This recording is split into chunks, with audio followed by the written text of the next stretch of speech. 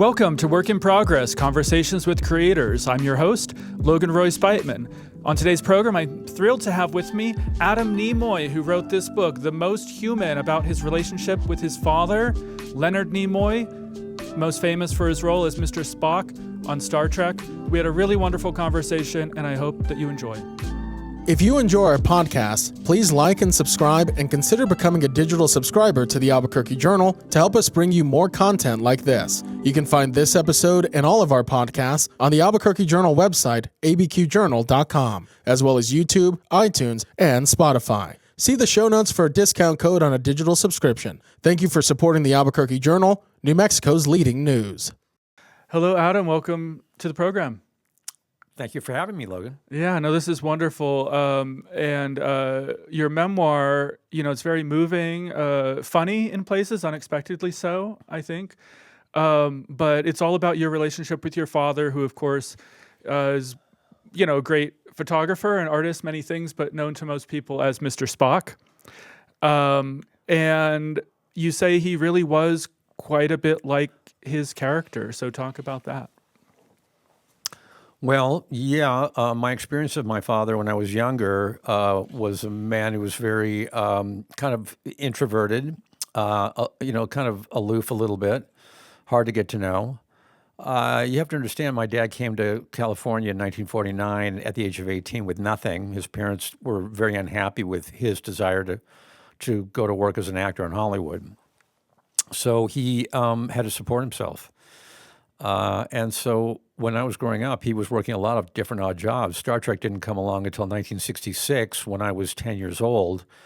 And in that 10-year period, my dad was kind of on the move and not really around that much. And when he was around, he was just kind of difficult to relate to and connect with. I mean, this is a guy born during the Depression and a whole different generation than I, having been born in sunny Southern California. So when Spock came along, it was kind of like a double whammy in that he talked about the fact he had trouble getting in and out of characters. So, I'd be living with Spock in addition to the dad I had, who was not really connected to me.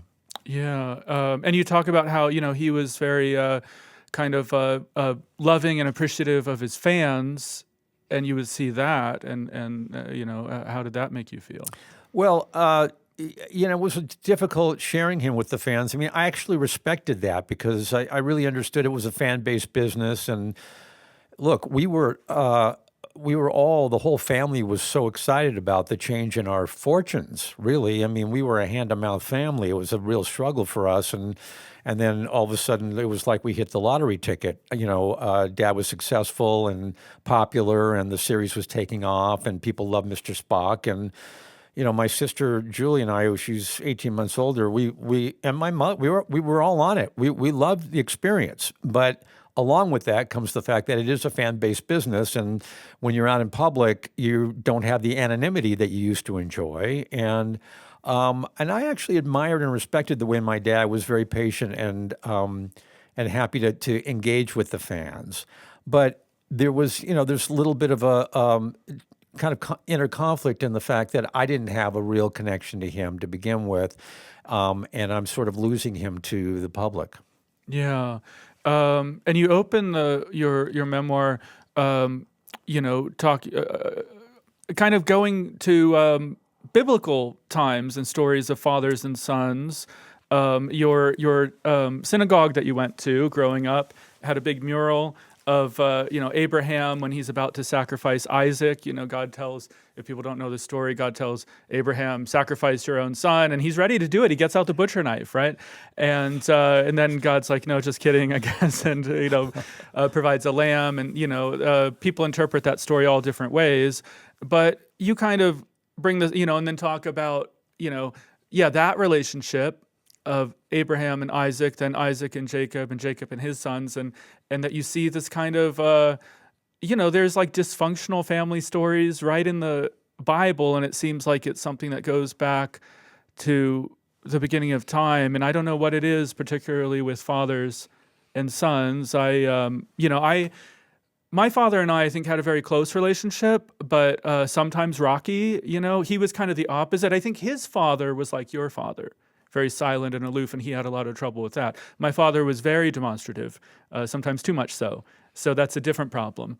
But yeah, I wanted to kind of get into that. Why did you choose that as kind of the starting place for the story?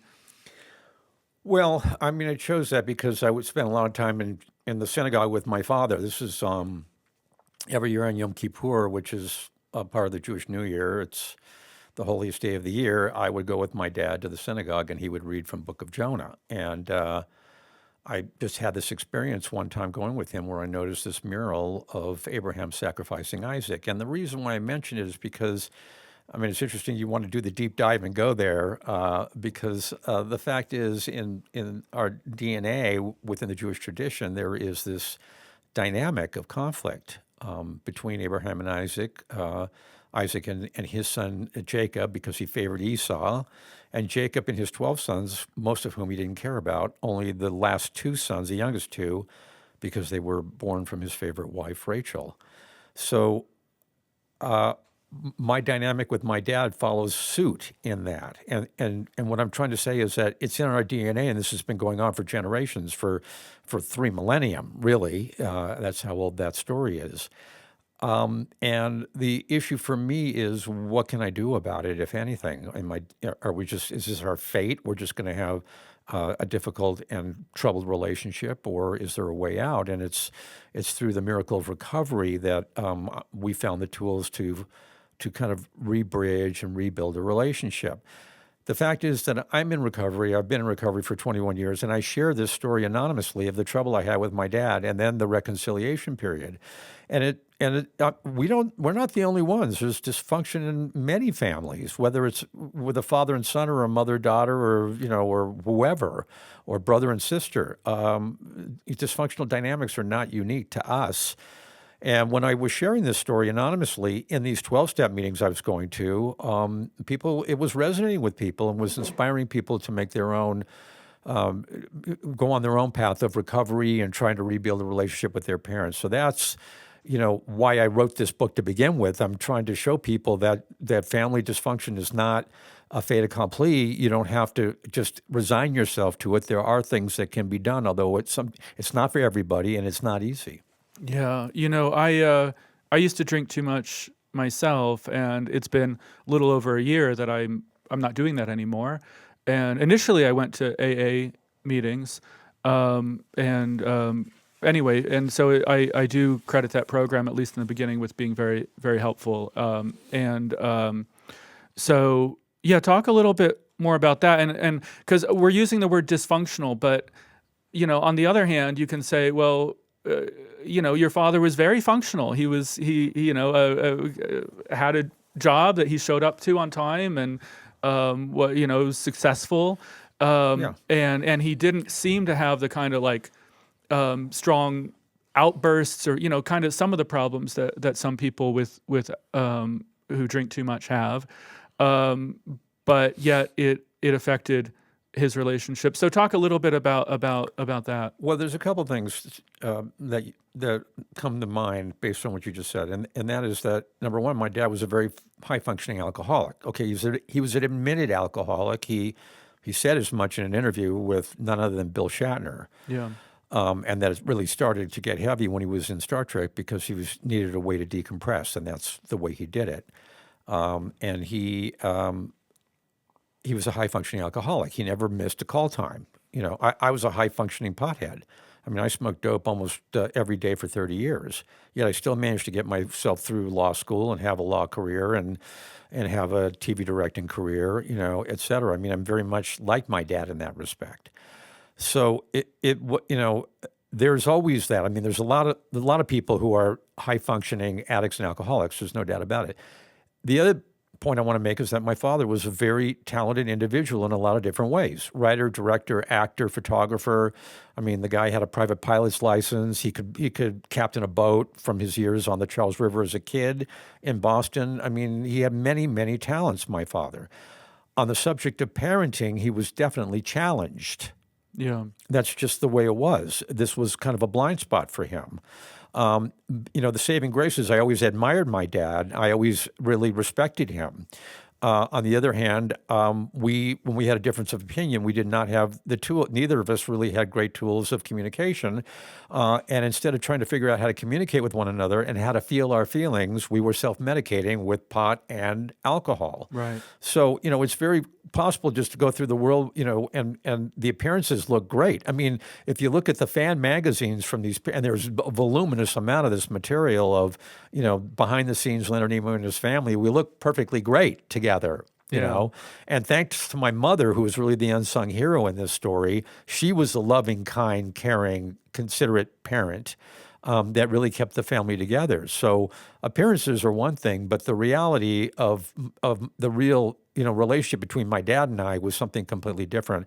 And it really comes down to the fact that we just didn't have a love connection beginning when I was a kid. Yeah, and that lack of love. I mean, I think one of the most powerful images you said, I guess, when you went off to college and you were learning about what was that experiment they did with the monkeys, where they didn't have them have interaction with their parents and they just had a kind of you know what I'm talking about. Anyway, they gave the monkey a wired mother with a bottle, to feed them. So they didn't have affection, they didn't have contact, they didn't have any physical warmth, and that was the case with my dad. He was just not a warm and fuzzy guy. My grandparents were the same way. His parents, they were not demonstrative, as my dad used to say. That was the term he used. My dad was exactly the same way. He was not like, give me a hug kind of guy. That's just not the way Leonard was built. And he grew up very fast, my dad, and in the Depression. He was working odd jobs even as a kid. Thankfully, my mother and her parents were warm and fuzzy, so I had, it wasn't a complete tragedy. We had good modeling. And the fact is, you have to understand, Logan, is that I wouldn't trade any of that.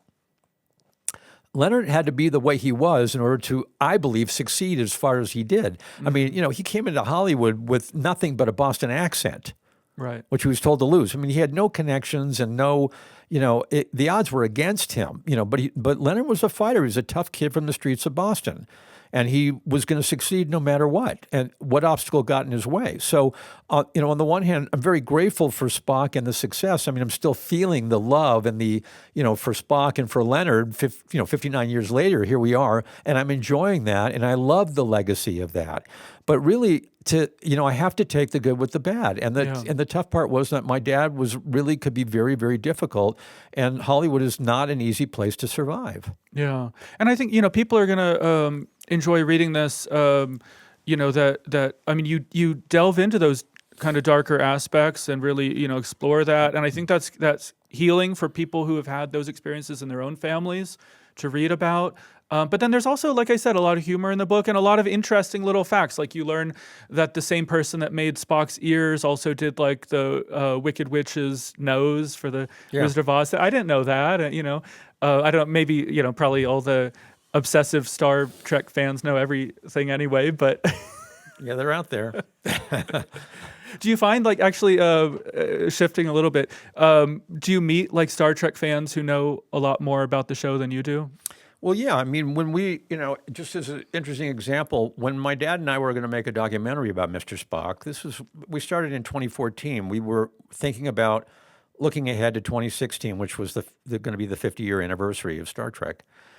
And he suggested we partner up with a producer, a guy named David Sapone, because Dave had made a lot of documentaries and worked a lot with Bill Shatner and knew a lot about Star Trek. And we did. I partnered with Dave, and then when my dad passed away, as we were developing that project, I stuck with Dave because he was so knowledgeable about Star Trek and a lot of people in the Star Trek universe.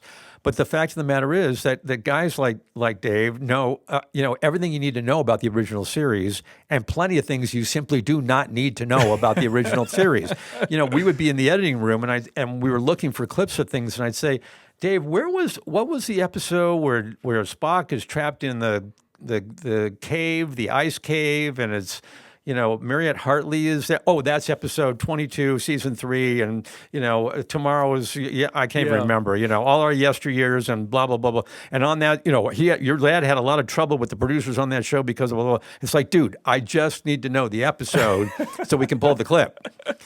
So there, are a lot of people like that who really have a very, intimate knowledge of most of all Star Trek legacy, and in particular, the original series. And, more more power to them. I mean, it just shows kind of how much longevity this show has had in the cultural imagination, I guess. Well, yeah, I mean, look, the show's obviously had impact and has resonated with people for a bunch of different reasons. This is why it's still going. This is why they're still producing new, spin-off, sequel, prequel, and whatnot. It just, I'm fine. I have found in talking to the fans that there's two things that really hit a chord with the public. One is that Star Trek is a positive view of the future. This is the genius of Gene Roddenberry, that not only are we going to figure out our stuff on planet Earth, we're going to join with other planets and form the United Federation of Planets and run out into the galaxy and the universe, spreading the word that, everything's good, as John Lennon, the word is good, as John Lennon would say. That is the one thing that really resonates with people, particularly in times of turmoil, times like now where we have so much polarization in the political landscape. So it's a great message of hope and positivity. The other aspect of Star Trek that seemed to really hit a chord with people was this idea of Mr. Spock being the ultimate outsider, the geek, the nerd, the scientist, the weirdo, the introvert, because there are a lot of us out there who fit into that category, myself included. And it all of a sudden became cool to be that person, right? And we needed that. That's my hero. That's why I glom on Spock. I was always that way. I was never that popular. I was always very shy and introverted, and liked weird stuff. So and hung out with a bunch of weirdos and dweebs and geeks, and that was my crew. And Spock gave a validity to that, and it just it's something that a lot of us glommed onto. We really needed that kind of a figure to make us feel like we were okay. Yeah, I was always like that too. I was kind of a misfit and I guess nerdy, kind of whatever, artsy kid. And now, I get to hang out with all the artsy, nerdy, misfit people that are successful. And so it's great. Do you feel like, the Spock character is kind of also like Jewish coded, the sort of Jewish intellectual kind of idea, or is that? Well, it's played by a guy who's got quite an intellect, and he happens to be Jewish, yeah, and and he's certainly infused the Jewish tradition with his "live long and prosper" gesture. The Vulcan salute, that is all straight out of Jewish tradition. Some people still don't really realize this, but that hand gesture signifies the letter Shin, which stands for Shaddai, which is one of the many names of God, the Almighty. So, yeah, I guess you could say that. Look, there's a lot of Leonard and Spock, and there's a lot of Spock and Leonard. It kind of goes both ways. Yeah.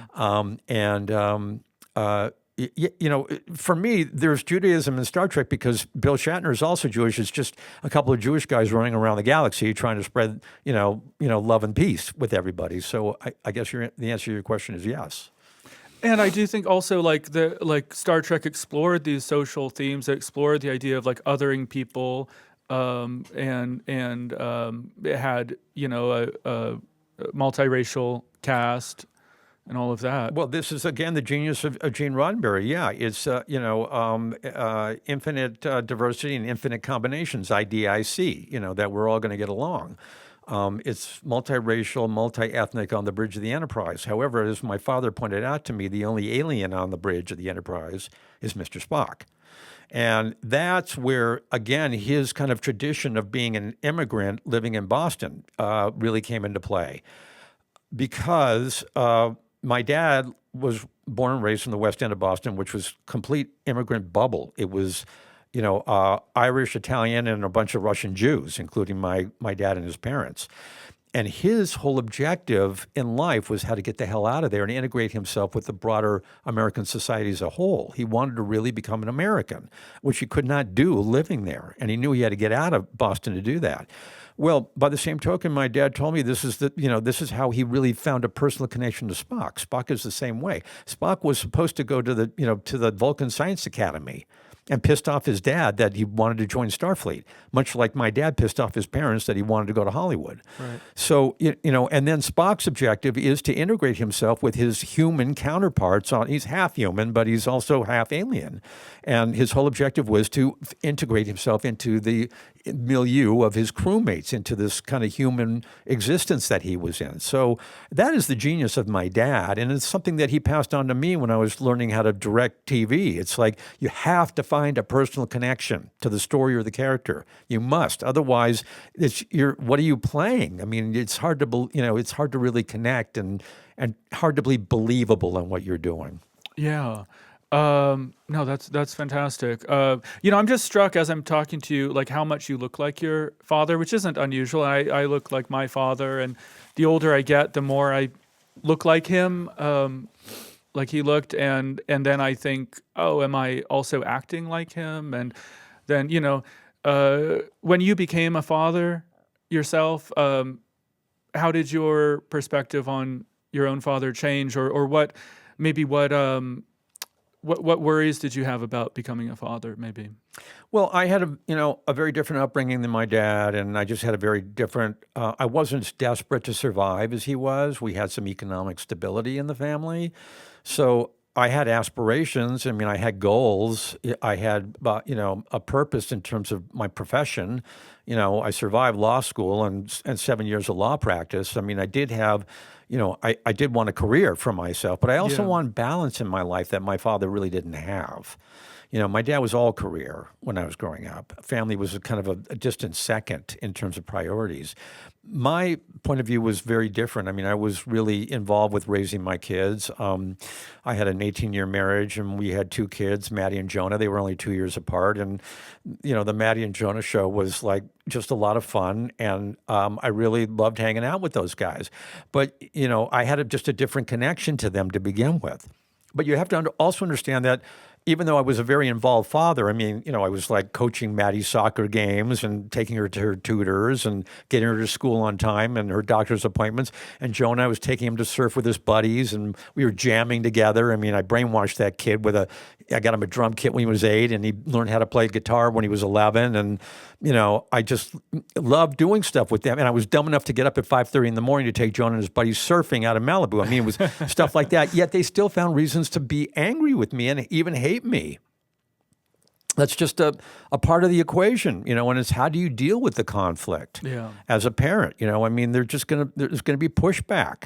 And I think that because there was the love connection with them to begin with, that we've managed to work our way through a lot of stuff, including me going sober and moving out of the house, that they were raised in when they were 12 and 14. That was a very difficult period. And it took them a while to I think we're still working on some of the dynamics of all of that. But the fact is that they're great kids, they're very successful kids, and I'm still trying to be present for them and just more balance in terms of my professional life and my personal life, which my dad didn't really have until later in life when he was semi-retired and then focusing on family. And that's where my dad and I really started to connect again. And talk about that. Like how was that reconnecting with your father? Well, I mean, not to give too much away, if people there were some things that happened with him where we had a bottom, we had a low while we were both in recovery. My dad was sober, but he was not in recovery. He was not working a program. So the conflict I had with him, and I stopped smoking pot. The conflict I had with him was pretty much the same. We just didn't have substances involved in the equation. And sometimes things would get so out of hand with him, I would think to myself, my God, somebody get this guy a drink, even though he'd been sober for several years, but he just didn't work the program. So we got to a real low point where we finally, through a number of things that happened that are described in the book, I managed to make an amends to my dad, and things started to shift between us dynamically. So much so that when I was remarried in 2011, and my new wife became sick with cancer, my dad was really present for me and became the parent I needed him to be. But it was really because we had torn everything down and rebuilt the foundation with the help of 12-step recovery. Without that, I don't think it ever would have happened. Yeah. Do you think you could have written this book while your dad was alive? Well, I did. Actually, I wrote a memoir in '08 that I published. It didn't really do as well as this book seems to be doing. The '08 memoir was entitled "My Incredibly Wonderful Miserable Life," and I did have a lot of stuff in there about my dad. And I gave it to him to read, and he said he was okay with it. I was shocked. Well, I don't know if he read the book. I mean, Right. there was also some stuff in there about the difficulties with him that we had, and my hopes and desires of reconciling with him. We were just in the kind of beginning of the reconciling period at that point. So I think he would have been okay with it. Look, the book celebrates our relationship. That's the bottom line. I mean, this is not Mommy Dearest. I Right. don't go through the laundry list of my gripes with Leonard Nimoy. Yeah. That's just nonsense. That is not what the book is about. I say this repeatedly. I'm not trying to judge the guy. But I had to deal with him, and it was very difficult. And I was always proud of him, and he was desperate to survive, so he wasn't paying attention to me. And he came from, Max and Dora Nimoy, and they were not, quote unquote, demonstrative. So I give him a lot of leeway, yet still, I'm also honest about some of the unfortunate episodes that happen with him. So I think I think he would be okay with the book because the fact of the matter is that we ended up in a really good place for a really long time. Last 8 or 9 years of his life, I was pretty tight with him. Yeah, no, that's wonderful. And, not everyone gets that. I got that with my dad, and I'm grateful, very grateful for that.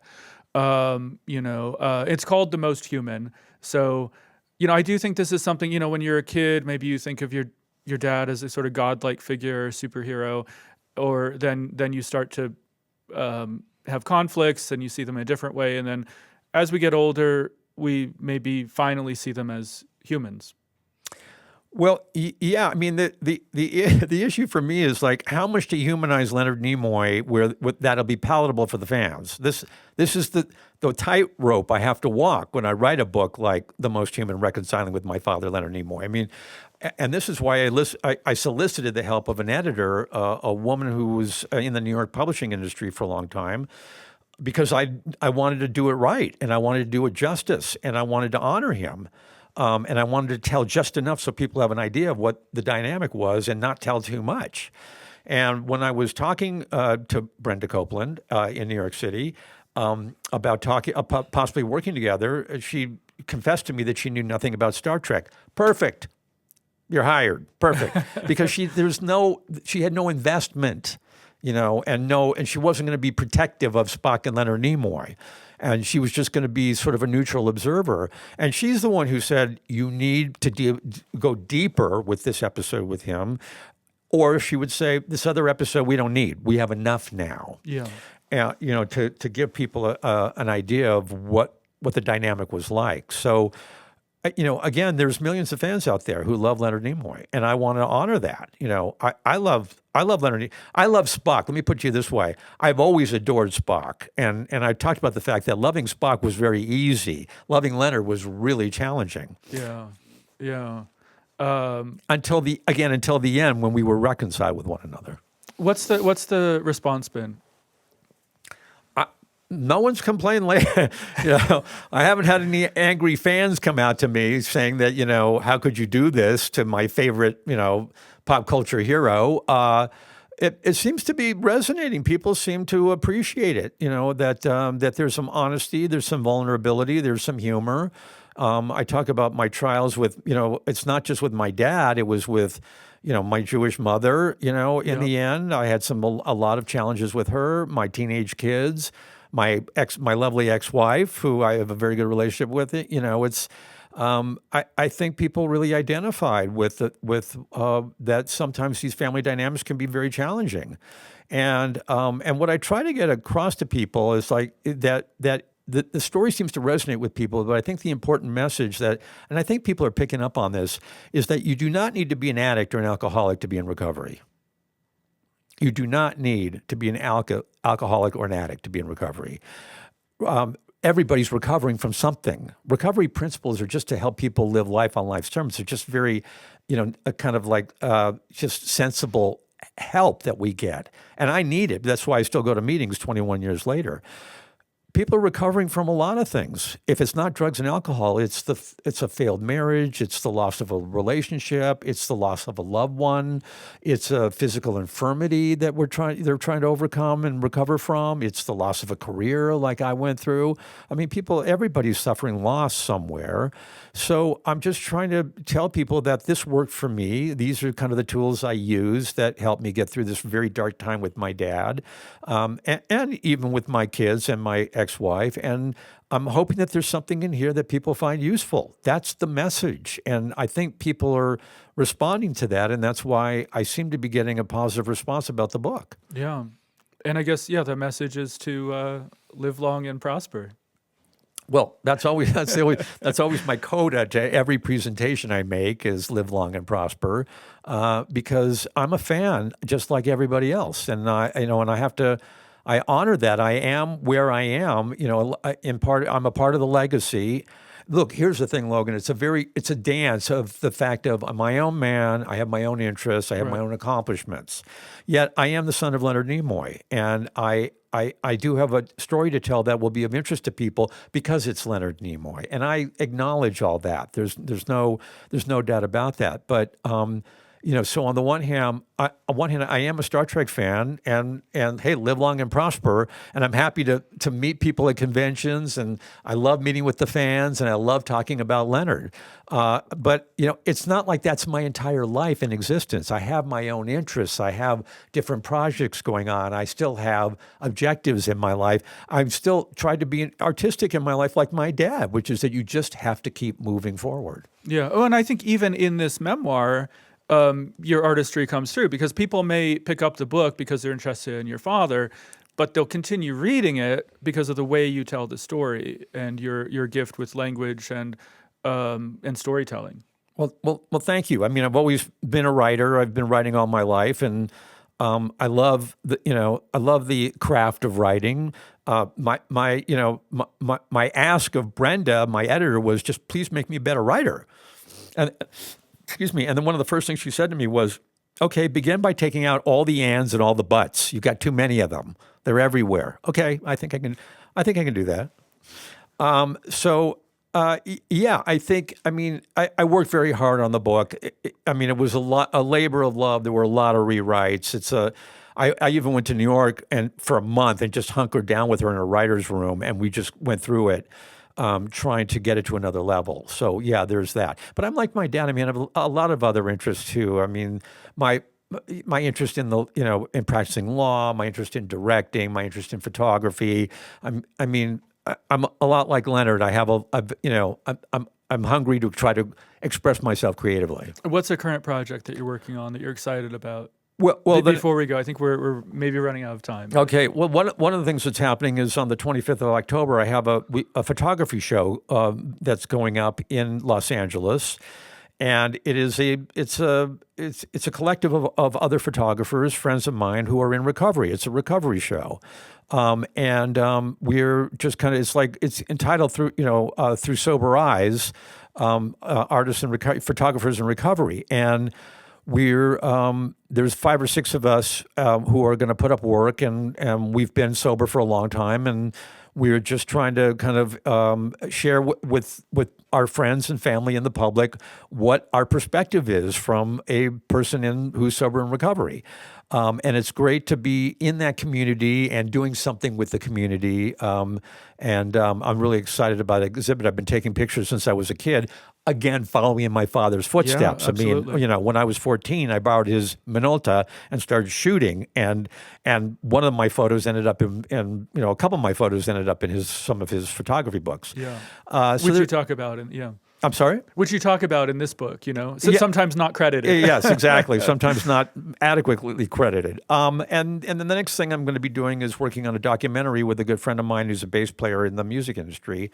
And it's a little bit about the behind the scenes about how guys who are session players and who are on the road with famous recording artists and who are recording with rock and roll people what it's like to be a working artist in the industry and have played out a bunch of hit records, but most people don't know who these people are.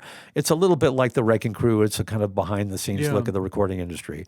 And so those are the things that are kind of occupying me now. And I spend a lot of time chasing my kid around the world. I'm going to Europe in a few weeks to watch my son Jonah play with the Offspring.